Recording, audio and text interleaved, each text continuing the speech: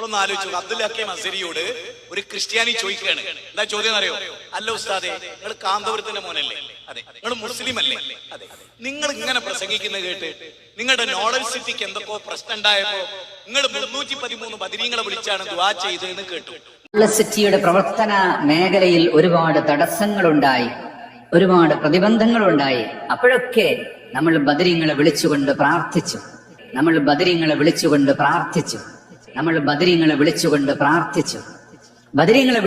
സഹായം തേടി. ആ ബദരീങ്ങളാണ് ഇവിടുന്ന് വിളിച്ചാലും കേൾക്കും. ബദരീങ്ങളെ മനസ്സുറപ്പിച്ചൊന്ന് വിളിച്ചാൽ അവരുടെ സഹായം കിട്ടും. നമുക്ക് ഒരുപാട് അനുഭവങ്ങളുണ്ട്. അതിൽ ഏറ്റവും വലിയ അനുഭവം തന്നെയാണ് നോളജ് സിറ്റിയുടെ കടമ്പകൾ മറികടക്കാൻ നമുക്ക് ഏറ്റവും സഹായകമായത്. 313 ഇലാഹ്. എത്ര ഇലാഹ്? ഒരു ഇലാഹല്ല, ഒരു റബ്ബല്ല, 313 റബ്ബ്. 313 റബ്ബ്. ആർക്ക്? കാന്തപുരത്തിന്റെ മോന് 313 റബ്ബ്. അപ്പൊ ക്രിസ്ത്യാനി വന്നിട്ട് ചോദിച്ചു, അല്ല നിങ്ങൾ ഈ വലല്ലാലീന്ന് ഞങ്ങളെ പറ്റി പറയാറുണ്ട്? ഓ, നിങ്ങളെ പറ്റി പറയാറുണ്ട്. എന്തേ അങ്ങനെ? അത് നിങ്ങള് ഈസാ നബീനെ ആരാധിച്ചിട്ട്, മറിയം ബീവിനെ ആരാധിച്ചിട്ട്, പരിശുദ്ധാത്മാവിനെ ആരാധിച്ചിട്ട്. ഓഹോ. അപ്പൊ ക്രിസ്ത്യാനി അബ്ദുൽ ഹക്കീമിനോട് ചോദിക്കാണ്, ഞങ്ങളും പിതാവ് പുത്രൻ പരിശുദ്ധാത്മാവ് മൂന്നാ, ഞങ്ങളുടെ ദൈവത്തിന്റെ എണ്ണം മൂന്നാ, നിങ്ങളുടെ ദൈവത്തിനോ 313.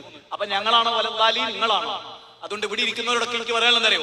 വലല്ലാലീൻ ഓതുമ്പോ നമ്മൾ ആരെ ഓർക്കല്? ക്രിസ്ത്യാനികള് അല്ലേ? ഇനി മുതൽ സമസ്തനെയും കൂടെ കൂട്ടുക, അപ്പോഴേ ഈമാൻ പൂർത്തിയാവും.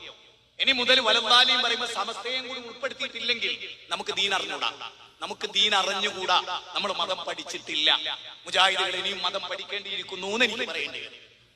വലല്ലാലീൻ എന്ന് പറയുമ്പോ ക്രിസ്ത്യാനികളെ മാത്രം മനസ്സുകൊണ്ടൊന്നാ പോരാ, സമസ്തയെ കൊണ്ടുവരണം. കാരണം അവർക്ക് എത്ര ദൈവമുള്ളത്?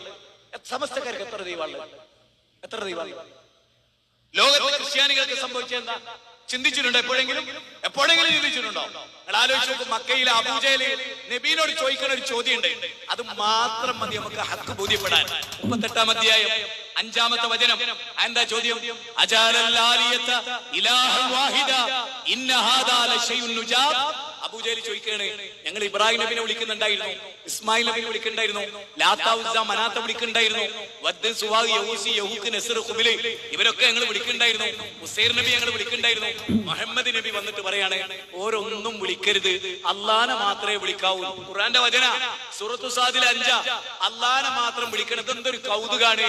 ഇവിടെ സമസ്തക്കാർ പറയണെന്താ? മുജാഹിദുകൾ പ്രാർത്ഥന അള്ളാനോട് മാത്രമേ പാടുള്ളൂ, ബദരീങ്ങളോട് പ്രാർത്ഥിക്കരുത് എന്ന് പറയുന്നത്.